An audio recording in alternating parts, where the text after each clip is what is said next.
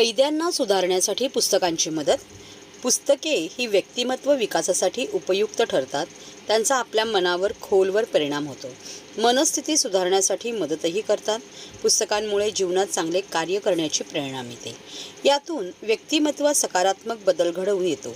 याच हेतूने कारागृहातील बंद्यांना देखील त्यांच्या आयुष्याला दिशा देण्यासाठी, चांगल्या गुणांची जोपासना होण्यासाठी पुस्तकांची मदत होईल, असे मत कारागृह विभागाचे उपमहानिरीक्षक योगेश देसाई यांनी शुक्रवारी व्यक्त केले. ठाणे जिल्हा मध्यवर्ती कारागृहात बंद्यांसाठी ई-ग्रंथालय सुरू केले आहे. त्याचे उद्घाटन दक्षिण विभागाचे कारागृह उपमहानिरीक्षक देसाई यांच्या हस्ते तसेच ठाणे मध्यवर्ती कारागृहाच्या अधीक्षक राणी भोसले यांच्या उपस्थितीत पार पडला. त्यावेळी देसाई बोलत होते. कैद्यांनी या ई-ग्रंथालयातील पुस्तकांचा सकारात्मकदृष्ट्या आपल्यात परिवर्तन घडवून येण्यासाठी उपयोग करावा. ई-ग्रंथालयाचा जास्तीत जास्त प्रमाणात लाभ घेण्याचे आवाहनही त्यांनी यावेळी केले. कारागृहातील बंद्यांना पारंपरिक ग्रंथालयाच्या माध्यमातून मराठी, हिंदी, इंग्रजी आणि उर्दू आदी भाषेतील कथा, कादंबरी, मनोरंजन, ऐतिहासिक, तत्त्वज्ञान, कायदेविषयक अशा विषयांची 5,000 पर्यंत पुस्तके उपलब्ध आहेत. परंतु काळानुरूप भौतिक साधनांमध्ये आधुनिक तंत्रज्ञानामुळे प्रत्येक क्षेत्रात क्रांती झाली आहे. त्याचप्रमाणे ग्रंथालय देखील आधुनिक तंत्रज्ञानाच्या जोडीने ई-ग्रंथालय झाली आहे. ई-ग्रंथालयाच्या माध्यमातून जास्तीत जास्त पुस्तके वाचकांना उपलब्ध होत आहेत. या तंत्रज्ञानाचा बंद्यांनाही लाभ होऊन अधिकाधिक पुस्तकांच्या माध्यमातून ज्ञानसाठा उपलब्ध व्हावा, या हेतूने कारागृह विभागाचे महानिरीक्षक अमिताभ गुप्ता यांच्या संकल्पनेतून कारागृहातील कैद्यांना ई-ग्रंथालयाच्या माध्यमातून PDF स्वरूपातील पुस्तके उपलब्ध करून देण्याचा उपक्रम हाती घेतला आहे. या कार्यक्रमासाठी उपअधीक्षक D. डाबेराव, वरिष्ठ तुरुंगाधिकारी के. भवर, वरिष्ठ तुरुंगाधिकारी, सत्संग फाउंडेशनचे समन्वयक प्राची जोशी तसेच इतर अधिकारी, कर्मचारी आणि बंदी उपस्थित होते. ई-ग्रंथालयात संगणकाच्या माध्यमातून प्राथमिक स्वरूपात मराठी, हिंदी, इंग्रजी या भाषेतील 950 ई-पुस्तके उपलब्ध केलेली आहे. मागणीनुसार ई-पुस्तके बंद्यांना उपलब्ध केली जाणार असल्याचे अधीक्षक भोसले यांनी यावेळी सांगितले. उपलब्ध करून देत आहोत आणि त्यामुळे महाराष्ट्रातील सगळ्या जेलमध्ये ई-लायब्ररी सुविधा बंद्यांसाठी उपलब्ध होणार आहे. आणि आज आपण इथे ठाणे मध्यवर्ती कारागृहामध्ये आज कारागृह उपमहानिरीक्षक माननीय देसाई साहेब यांच्या हस्ते आज ई-लायब्ररीचं उद्घाटन केलेलं आहे. खरं तर ई-लायब्ररी ही संकल्पना थोडीशी अनोखी आहे, वेगळी आहे. कारण का आजपर्यंत बंदी ही पुस्तकं वाचत होते, परंतु जसं तंत्रज्ञान पुढं गेलेलं आहे तसं बंद्यांना देखील तंत्रज्ञानाचा फायदा व्हावा, त्या दृष्टिकोनातनं आपण ही लायब्ररी सुविधा सुरू केलेली आहे. आज आमच्याकडे 20 कम्प्युटर आहेत, ज्याच्यावर आम्ही बंद्यांना कम्प्युटरवर त्यांना पाहिजे ती पुस्तकं, त्यांना हवी ती कथा, कादंबरी, मग त्यांना रुची असेल त्या क्षेत्रातील अगदी पाककला, वैज्ञानिक, ऐतिहासिक, त्यांना कथा कादंबऱ्या हव्या असतील त्या, आणि उर्दू, मराठी, हिंदी, इंग्रजी, गुजराती अशा इतक्या विविध भाषेतील पुस्तकं आम्ही त्यांना PDF स्वरूपामध्ये तिथे उपलब्ध करून दिलेली आहेत. त्याच्यामुळे निश्चितच बंद्यांना याचा लाभ होईल. नक्की कोण याचा फायदा घेऊ शकतो? क्रायटेरिया ठेवलेली आहे का? कोण त्याच्यामध्ये सहभागी होऊ शकतो? नाही, क्रायटेरिया असं कुठलंच नाही. कारण का सगळ्यांना माहितीच आहे की पुस्तकामुळेच माणसाची जडणघडण होत असते. पुस्तकं माणसाच्या आयुष्याला आकार देतात आणि पुस्तकामधनं एखादा विचार तुम्ही जर वाचला तर तो तुमच्या आयुष्यामध्ये खूप आमूलाग्र बदल घडवून आणू शकतो. आणि त्यामुळे आम्ही सर्वच कारागृहातील बंदी याचा उपयोग करून घेऊ शकतील. सगळ्या बंद्यांसाठी ही सुविधा असणार आहे. असं कुठलाही क्रायटेरिया ठेवण्यात आलेला नाही. सगळेच बंदी याचा उपभोग घेऊ शकतात.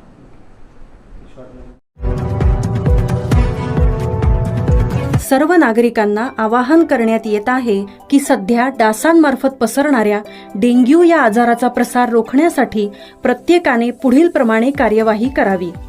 डेंग्यू आजार एडिस इजिप्टी हा डास चावल्याने होतो. या डासांची पैदास साचलेल्या किंवा साचवलेल्या स्वच्छ पाण्यामध्ये होते. 8 दिवसांपेक्षा जास्त दिवस पाणी उघडे व साचून राहिल्यास त्यात डास अंडी घालतात. अंड्यांच्या अळ्या तयार होऊन पुढे डास तयार होतात. यासाठी आपल्या घरातील पाणी साठे, उदाहरणार्थ बॅरल्स, पिंपे, टाक्या, हौद, रांजणे इत्यादी दर आठवड्याला रिकामे करून घासून पुसून कोरडे करून पुन्हा भरावे. एक दिवस कोरडा दिवस म्हणून पाळावा. पाणी साठ्यांना घट्ट झाकणे बसवावीत किंवा जुनी साडी, चादर, धोतर यांनी बांधून झाकून ठेवावीत, म्हणजे डास त्यात जाऊन अंडी घालणार नाहीत. घराच्या गच्चीवर, आजूबाजूला, अंगणात कोठेही पाणी साचू देऊ नये. भंगार सामान उघड्यावर टाकू नये. उदाहरणार्थ टायर्स, प्लास्टिक सामान, कुंड्या, टाकाऊ वस्तू इत्यादी. अशा सामानात पावसाचे पाणी साठून त्यात डेंग्यूच्या डासांची पैदास होते. घरातील कूलर्स, फ्रीजच्या पाठीमागील ट्रे हे देखील वेळोवेळी कोरडे करावेत. लक्षात ठेवा, नुसत्या फवारणीने डास घनता कमी होत नाही, तर त्यासाठी डास पैदास ठिकाणे नष्ट करणे ही आपल्या सर्वांची जबाबदारी आहे. कोणताही ताप अंगावर न काढता जवळच्या शासकीय रुग्णालयात मोफत औषधोपचार घ्या. अशा प्रकारे नागरिकांनी सहकार्य केल्यास डेंग्यूचा प्रसार रोखणे सहज शक्य आहे.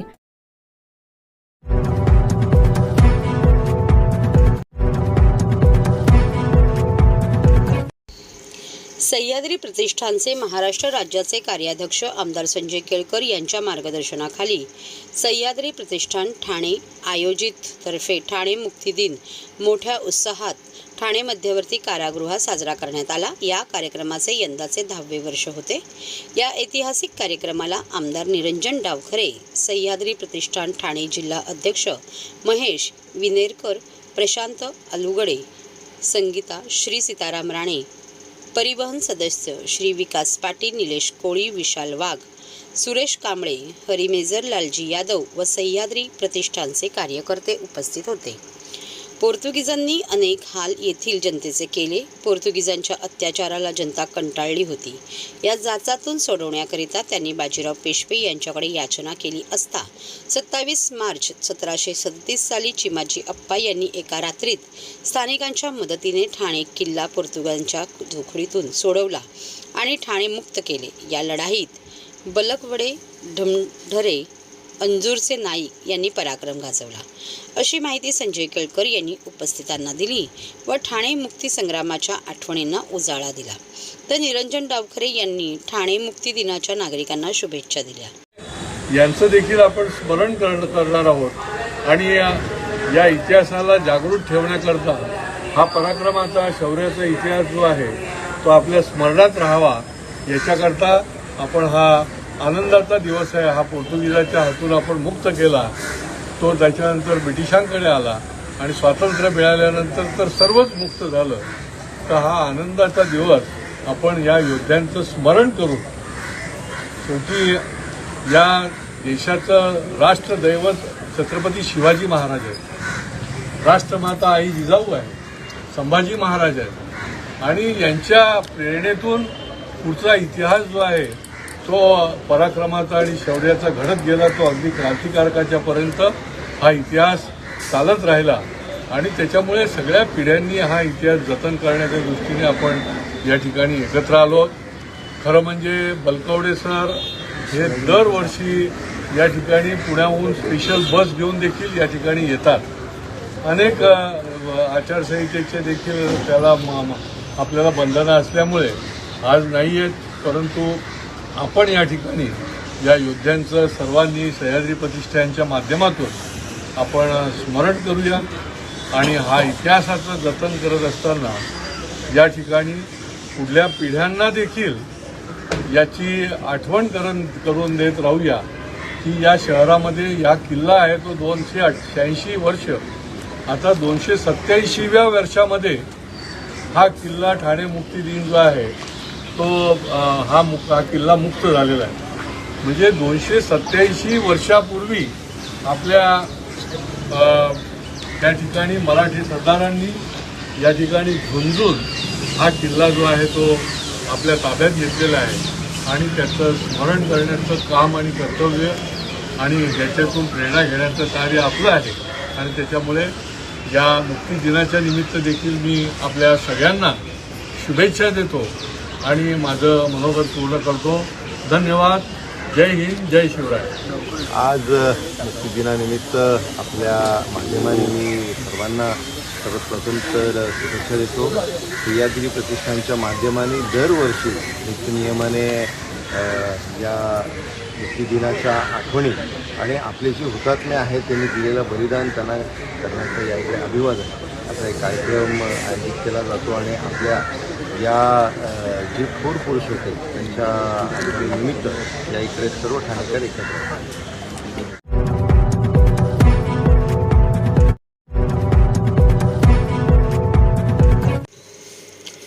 आज महाराष्ट्रात फुटीर पक्षांची राजकीय खिचडी बनली आहे. आम्हाला या खिचडीत सहभागी होण्यात स्वारस्य नसून आम्हाला रिपब्लिकन चळवळीला न्याय द्यायचा आहे.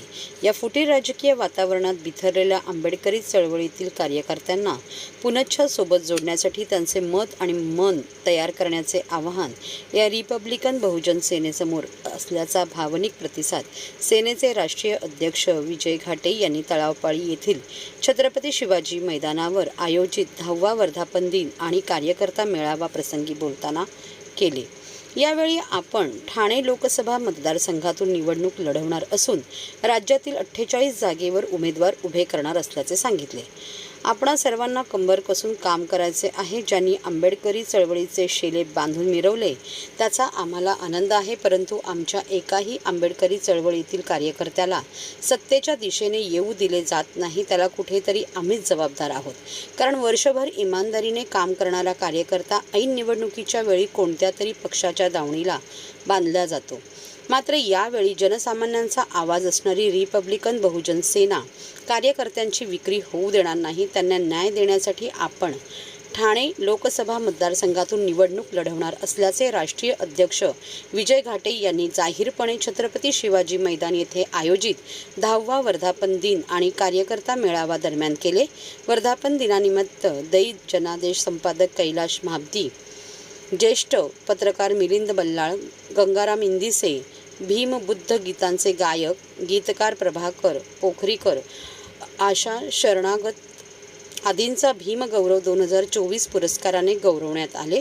आगामी होऊ घातलेली लोकसभा आणि रिपब्लिकन बहुजन सेना वर्धापन दिन व कार्यकर्ता मेळावा याचे आयोजन तळावपाळी येथील छत्रपती शिवाजी महाराज मैदान येथे मंगळवारी करण्यात आले होते. यावेळी बहुजन सेनेचे मुश्ताक मलिक, प्रदेश उपाध्यक्ष अजीज पठाण, महाराष्ट्र महिला अध्यक्षा शोभा आर्या, प्रवक्ते व्यंकटेश कांबळे आदी उपस्थित होते.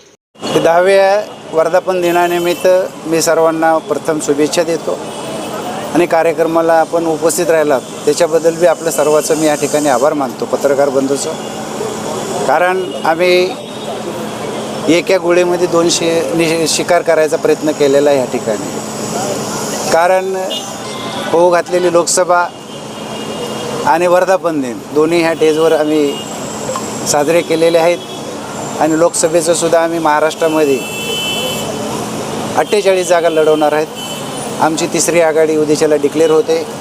4 वाजता आमची पत्रकार परिषद मराठी पत्रकार याच्यामध्ये भवनामध्ये मुंबईला होणार आहे. त्या पत्रकार परिषदेमध्ये आघाडीची घोषणा होईल आणि आम्ही 48 जागा लढवणार आहे. त्याच्यामध्ये ठाण्यामध्ये मी स्वतः इच्छुक आहे. जर आम्हाला तोड उमेदवार मिळाला तर ठीक आहे, नाही तर मी स्वतः उमेदवार. वाढवण्यासाठी आंबेडकर चळवळीला खूप मेहनत घ्यायला लागते. कारण आज तुम्ही पाहताय फुटीर वातावरणामध्ये कार्यकर्ता बिथरलेला आहे. तो कार्यकर्ता बिथरलेला सोबत जोडण्यासाठी त्याचं सर्वात पहिलं मन तयार झालं पाहिजे. मन तयार झाल्याच्या नंतर आंबेडकर चळवळ परत शिवकारेल तो, अशी अपेक्षा आहे. तर ठिकाणी बरेच राजकीय पक्षातील कार्यकर्ते देखील उपस्थित होते. कशा प्रकारे जे आहे पुढे त्यांच्यासोबत काही युती असणार आहे आणि कसं असणार? राजकीय पक्षाचे जेवढे कार्यकर्ते होते ते माझे मित्र होते आणि मित्राला पक्षाची गरज नसते, जातीची गरज नसते. आणि ज्याने आंबेडकर चळवळ किंवा बहुजन समाजामध्ये ज्याचं योगदान आहे अशा लोकांना ह्या ठिकाणी आपण भीमगौरव पुरस्कार देऊन सन्मानित केलेला आहे आणि त्यांना सन्मान करून आपण त्यांचं मन वाढवलेलं आहे. त्यांना मनाला असं वाटलं पाहिजे किंवा मला कोणीतरी विचारलं ह्या महाराष्ट्रामध्ये किंवा ठाण्यामध्ये, म्हणून त्याचे परत त्याच्या मनाची इच्छा जागृत करण्यासाठी आपण ह्या सगळ्या गोष्टी केलेल्या आहेत. मतदाराला आवाहन करण्यासाठी बरंच काय आहे. ज्या दिवशी मी फॉर्म भरेन त्या दिवशी ज्यावेळेस सभा होत्या त्या दिवशी ठाण्याचा विकास कुठं झालेला आहे आणि ठाणा उपाशी का आहे पाण्या वाचून. ताणलेला ठाणा आहे. ठाण्याला पाणी स्वतःचं का नाही? कारण खासदार शिवसेनेची सत्ता, मग नगरपालिकेत शिवसेनेची सत्ता, महानगरपालिकेत सत्ता किंवा महाराष्ट्रामध्ये सुद्धा विधानसभेमध्ये सत्ता त्यांची असलेली. तर महाराष्ट्रामध्ये तुम्ही पाहत असाल की सरकार आपल्या दारी म्हणून त्यांचा कार्यक्रम आहे. सरकार दारी जाऊन काय केलं तर त्यांनी बिस्लरी जाऊन त्या ठिकाणी पिली. पण महाराष्ट्रामध्ये तुम्ही पाहत असाल मराठवाड्यामध्ये आज लोकांना प्यायला पाणी नाही. मग ते सरकारी दारी येऊन काय केलं त्यांची काय पाहणी केली सरकारनं? तर सरकार हे फक्त आंधळं आहे. दारी जाऊन काही उपयोग नाही. कारण आंधळ्या माणसाला जर नाव ठेवायला गेलो तर आम्ही या ठिकाणी जे डोळ्यानं टोटली आंधळे होते लोक, त्यांचा ह्या ठिकाणी आम्ही कार्यक्रम दिलेला होता. त्यांना नाव ठेवता येणार नाही. त्यांनी काहीतरी केलं स्वतःसाठी किंवा समाजाचं किंवा लोकांचं मनोरंजन तर केलं, पण ते सुद्धा लायकीचे हे सरकार नाही असं या ठिकाणी मला सांगावंसं वाटतं.